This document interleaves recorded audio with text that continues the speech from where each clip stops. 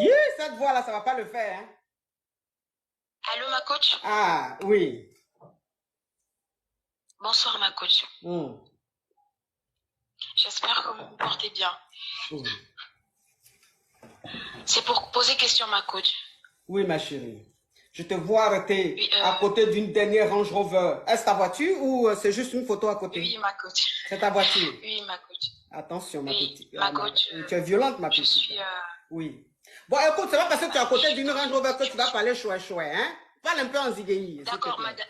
D'accord, ma coach. Oui. Ma coach, je suis dans une situation assez catastrophique, ma coach. Il y a quoi? Bon, je vais essayer de vous faire un résumé pour que vous puissiez bien comprendre Oui. la situation que je vis. Oui. Et là même actuellement, j'ai changé un peu le timbre de ma voix de peur qu'on ne puisse me reconnaître. Oh, c'est que tu es une star. Tu es connue dans ta communauté. D'accord. Ouais, Alors ma coach, ton je visage me suis dit née dans quelque une chose, famille... mais bon, anyway, tant qu'à faire. Oui, change ta voix, ma chérie, pardon, faut pas, ça va faire Oui, bruit sur la toile parce que je te oui, ma reconnais. coach. Oui, Je suis née d'une famille très pauvre, néanmoins du côté de ma mère. Elle est très pauvre. Ma mère et mon père se sont connus en terminale au lycée. Et du coup, elle est tombée enceinte de moi. Mais malheureusement, les parents de mon papa, ils n'ont pas voulu de moi parce que leur fils, il devait aller faire de grandes études, devenir quelqu'un. Ils voulaient pas de ma mère parce qu'elle était issue d'une famille pauvre. Donc, mon papa, il est parti à l'étranger. Et de temps en temps, je crois, j'avais de ces nouvelles par-ci, par-là, en passant. J'ai eu une enfance très, très difficile, ma coach, avec ma maman. Elle s'est remariée. Mon beau-père, c'était un homme assez violent et tout. Bon, bref. Quelques années plus tard, mon papa, il est revenu au pays.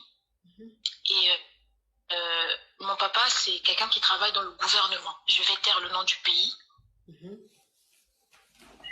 Il travaille dans le gouvernement et voilà. Donc, lorsqu'il est revenu au pays, il a cherché à rentrer en contact avec moi. Et du coup, je suis partie chez lui. Il s'était remarié, il avait une autre femme et d'autres enfants.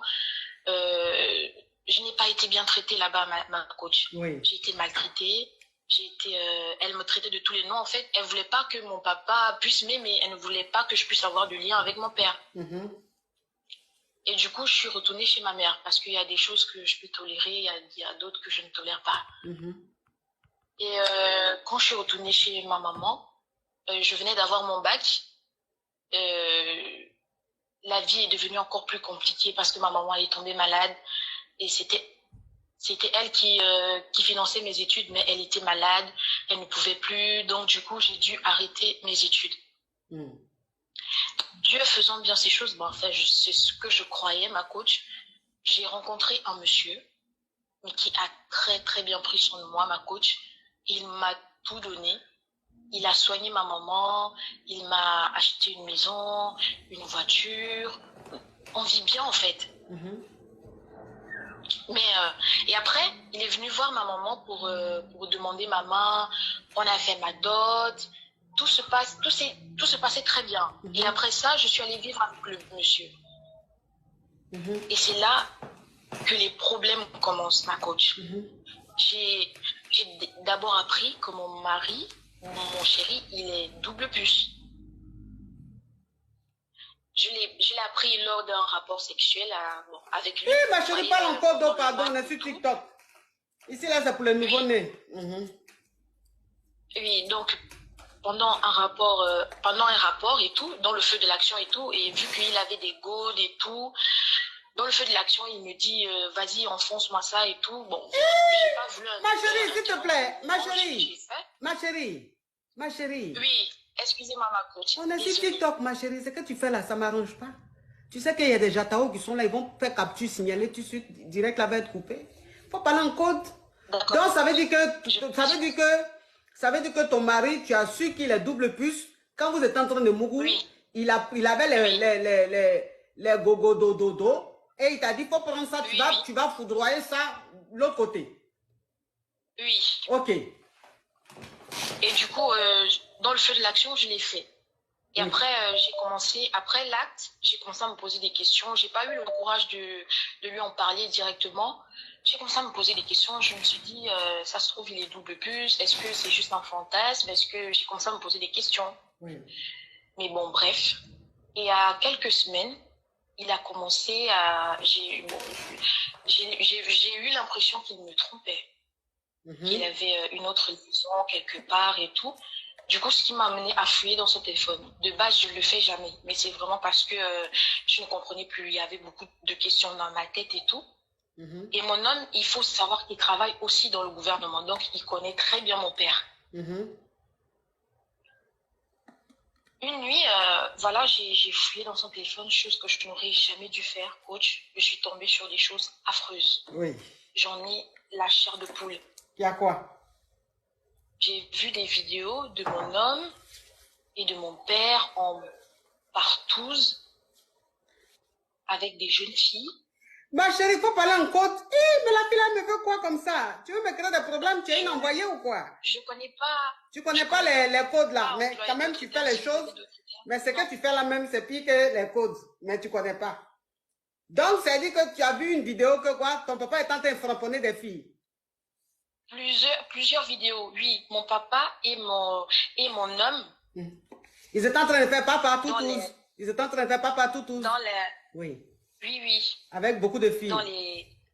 Oui, avec beaucoup de filles, avec des objets. Et on m'avait déjà prévenu. Vous voyez, coach, on m'avait déjà dit que oui, ton homme, il est dans des histoires louches. Bon, ça parle. Après, moi, je prêtais pas attention à ça. Je me disais, bon, tant que je ne vois rien de bizarre, je vois pas pourquoi.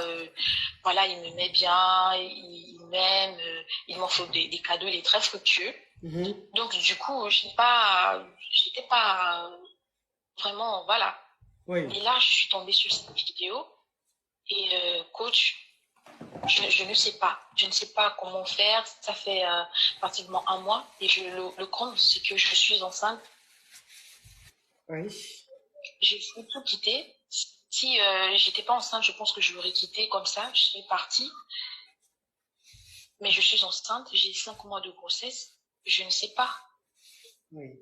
Bon, je vais récapituler. Je vais récapituler pour que les caviars puissent cerner l'histoire. C'est-à-dire, tu es marié légalement et ton mari est très, très, très fructueux. C'est un homme de pouvoir. Et voilà, Oui. c'est-à-dire qu'il te donne tout. Tu as tout ce que tu veux et tout. Et une fois, en plein Mowgli, ton mari t'a dit, il a fait sortir plein de gadgets que vous avez l'habitude d'utiliser. Hein. Il faut savoir que tu es une fille très libre dans la tête. Hein, et on ne juge pas, c'est ton choix, ce que je respecte. Mais cette fois-ci, il t'a demandé quelque chose d'assez spécial. C'est-à-dire, il t'a dit de prendre le gogo pour bien le framponner lui. C'est-à-dire que là, il voulait que c'est toi qui sois l'homme et lui la femme. Et toi, ça t'a pas posé de problème. Tu as pris le gogo, dodo, tu l'as bien framponné. Toi, ça t'a pas dérangé. Mais après, quand vous avez fini de faire ça, tu t'es posé des questions, tu t'es dit, mais attends, c'est juste un fantasme ou bien il est double puce? Maintenant, il travaille, ton papa aussi c'est un homme de pouvoir. Donc, après, tu as vu des vidéos dans le téléphone de ton mari, c'est bien ça, hein?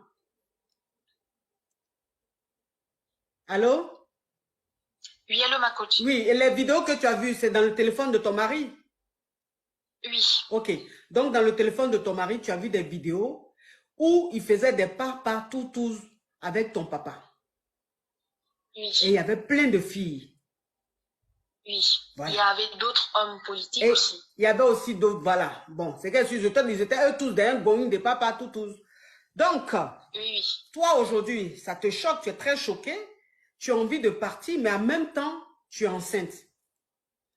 Donc, tu veux savoir si tu dois rester avec cet homme de pouvoir ou si tu dois partir malgré la grossesse, c'est ça?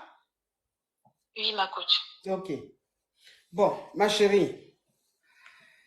Je ne sais pas si je dois prendre aussi un coaching, coach. Oui, tu me disais que tu vas prendre. C'est que voiture était bien à côté là. Je ne peux pas te laisser. Tu vas prendre ce genre de coaching parce qu'il y a des stratégies qu'on doit mettre en place. Et ça, on ne dit pas sur TikTok. Voilà, on ne dit pas ça sur TikTok. Il n'y a qu'en coaching qu'on peut dire ça.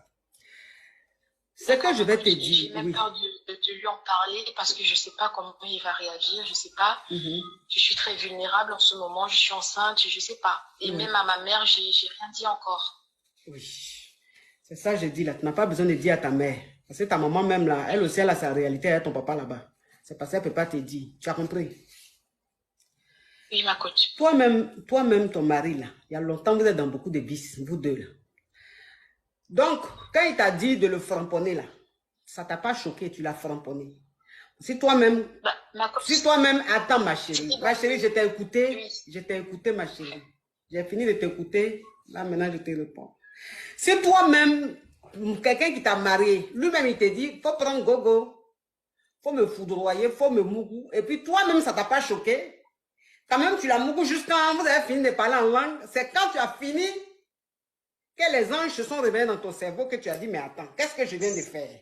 Pourquoi il a fait ça? Est-ce normal? Et tout. C'est que toi-même, il y a longtemps tu es dans le vice, c'est le monsieur là. Tu comprends? Parce que vice que vous devez faites. Non, ma chérie, je ne suis pas en train de te juger ou quoi que ce soit. Par rapport à ce que tu m'as expliqué, je suis en train de faire un résumé, ma chérie. Tu sais, je ne te juge pas. Si tu es venu parler de ça, c'est parce que tu sais que je suis une personne qui ne juge pas. Hein, ma chérie? Mais je t'ai dit ce qui se passe. Donc, le fait qu'il te demande de le framponner avec le gogo dodo, ça ne veut pas dire que c'est un double plus. Non. Il y a des hommes, c'est leur vice, mais ils ne sont pas pourtant des doubles plus. Il y a des hommes, ils sont double plus, ils aiment qu'on leur fasse ça. Et il y a des hommes, ils ne sont pas du tout double plus, mais ils aiment faire ça avec leurs femmes ou avec des filles. Voilà, on appelle ça des vices. Donc là, je ne peux pas te dire si ton mari, il est double plus ou pas. Mais je sais que c'est quelqu'un qui est très, très vicieux. C'est-à-dire, lui, il est à un niveau de vice. Si tu as marié, c'est parce que toi-même, là, tu es au même niveau de vice et lui. C'est-à-dire, vous êtes compatibles, vous comprenez bien. Maintenant, ça là, on passe dessus parce que c'est même pas un problème, ça. Parce que toi-même, c'est ton univers avec lui. Si c'était une autre fille, on aurait dit, bon, elle est choquée. Mais toi-même, c'est ton univers avec lui. Mais je te dis simplement, ça peut ne pas être un double plus. C'est juste un vice. Voilà. Il faut qu'on se dise la vérité. Voilà. Maintenant, la vidéo que tu as vue, où il était avec ton papa, est plein d'hommes de pouvoir en train de faire le papa tout. Ça te choque parce qu'il y a ton papa dans le groupe. C'est ça qui choque. Tu comprends pas? C'est ton papa. Donc ça te choque. Tu ne l'acceptes pas. Sinon, vu ce que tu fais à ton mari là, ça là, que tu as vu dans la vidéo, est plein de go là. Normalement, ça ne peut pas te choquer parce que toi-même, tu devais t'attendre à ça. Tu comprends? Tu devais t'attendre à ça. C'est un vice. Ton mari, il est vicieux. Tu as marié un homme, c'est-à-dire un homme qui est très vicieux. Et il y a des femmes qui sont avec ces hommes de pouvoir, qui savent que leurs maris sont très vicieux, qui acceptent ça, et puis ça roule. Maintenant, toi, tu as commencé un truc avec lui, mais le truc te dépasse. C'est-à-dire que c'est que vous avez l'habitude de faire là. C'est en train de prendre des proportions, ça te dépasse. Pourquoi ça te dépasse? Parce qu'aujourd'hui, c'est ton mari et tu aimes ton mari.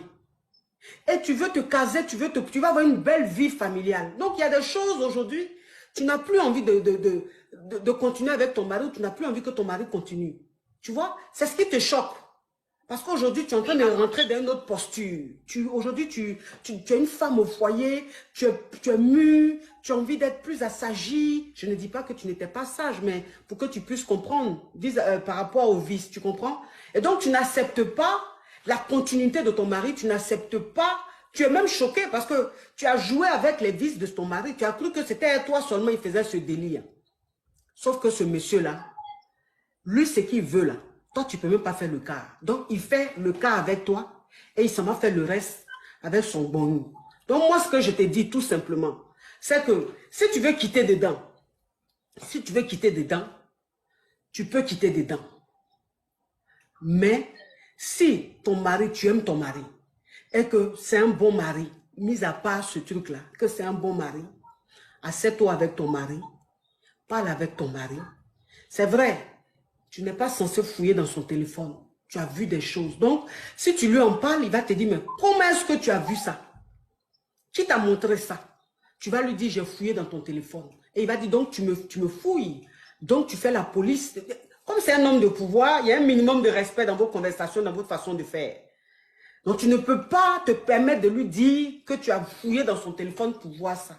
Donc moi, ce que je te dis, c'est que essaie juste de parler avec ton mari, pas de ce que tu as vu dans le téléphone, mais essaie de juste simplement faire comprendre à ton mari que tu es enceinte et que ces derniers temps, tu te sens plus fragile et que tu as besoin de plus d'attention et que tu aimerais que dans les visites que vous faites, que vous essayez de doser un peu. Tu vois, c'est-à-dire que je veux que tu parles avec ton mari pour que tu attires un peu l'attention de ton mari, pour que ton mari comprenne que vos vices là, c'est parce qu'il n'y avait pas d'enfant. Maintenant là, tu es enceinte, il y a un enfant qui va venir. Donc, si vous pouvez essayer de doser un peu, tu comprends un peu le truc, ma chérie?